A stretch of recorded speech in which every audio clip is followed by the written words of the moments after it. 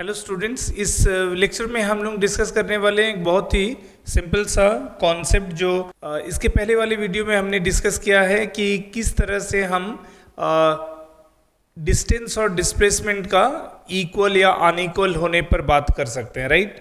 अब एक और चीज़ हम लोग यहाँ डिस्कस करेंगे regarding the use of equation of kinematics. Equation of kinematics को हम लोग किस तरह से, है ना, प्रॉपरली यूज कर सकते हैं। इक्वेशन ऑफ काइनेमेटिक्स,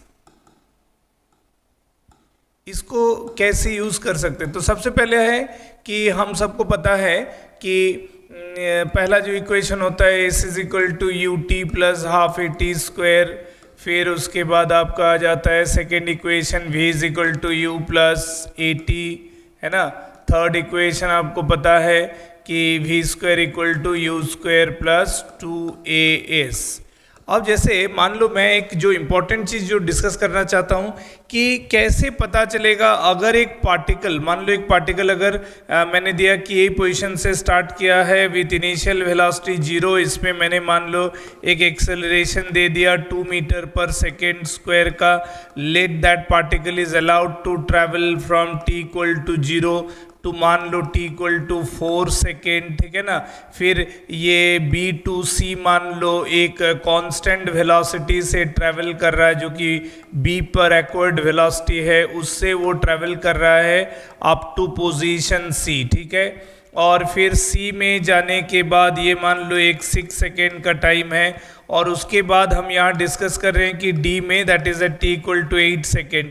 यहाँ जो इस मोशन में है, यहाँ एक कांस्टेंट रिटार्डेशन है, मान लो वो है 2 मीटर पर सेकेंड स्क्वायर। अब अगर मैं इस आर्गुमेंट में, इस सिचुएशन में ये डिस्कस करना चाहता हूँ कि क्या ये a टू d का जो 8 सेकेंड का जर्नी है, क्या इस जर्नी में पार्टिकल का एवरेज स्पीड और एवरेज वेलोसिटी क्या इक्वल होगा या अनइक्वल होगा।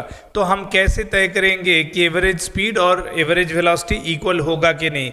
जहाँ तक कैलकुलेशन ऑफ एवरेज स्पीड हो या एवरेज वेलोसिटी है, दोनों के लिए ही हमको 8 सेकेंड का इंटरवल लेना है, इसमें कोई डाउट नहीं है।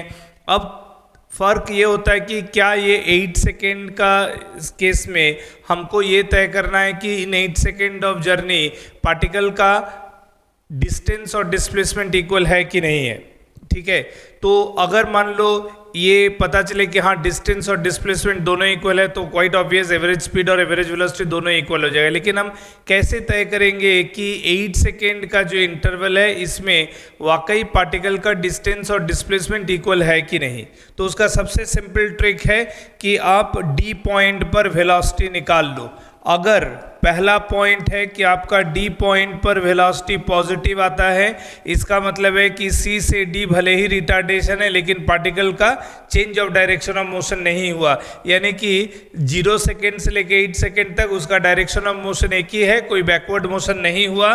अगर ऐसा होता है तो फिर एवरेज जो स्पीड और एवरेज वेलोसिटी है दोनों इक्वल होगा, क्योंकि डिस्टेंस और डिस्प्लेसमेंट इक्वल होगा, ठीक है ना। लेकिन वही अगर इसका हम लोग को दूसरा पॉसिबिलिटी ये मिल जाए कि वेलोसिटी एट डी नेगेटिव, मान लो कैलकुलेशन करने के बाद हमको पता चला कि डी में वेलोसिटी नेगेटिव है, तो नेगेटिव अगर आ जाएगा तो उसका फिर मतलब है कि पार्टिकल सी से जरूर कहीं और आगे गया था, और फिर डी पे वो नेगेटिव होने का मतलब है कि at 8 second it is having a tendency to move backward, right. तो इसका मतलब है कि before appearing at the location of D at 8 second, वो उसके पहले ही डी को क्रॉस करके आगे चला गया होगा, और फिर रिटर्न जर्नी में उसको मेरे को डी में दिख रहा है, और तब डिस्टेंस, इस केस में डिस्टेंस ट्रैवल्ड फिर डिस्प्लेसमेंट से ज़्यादा हो जाएगा, और नतीजा ये होगा कि एवरेज स्पीड का कैलकुलेशन एवरेज वेलोसिटी के कैलकुलेशन से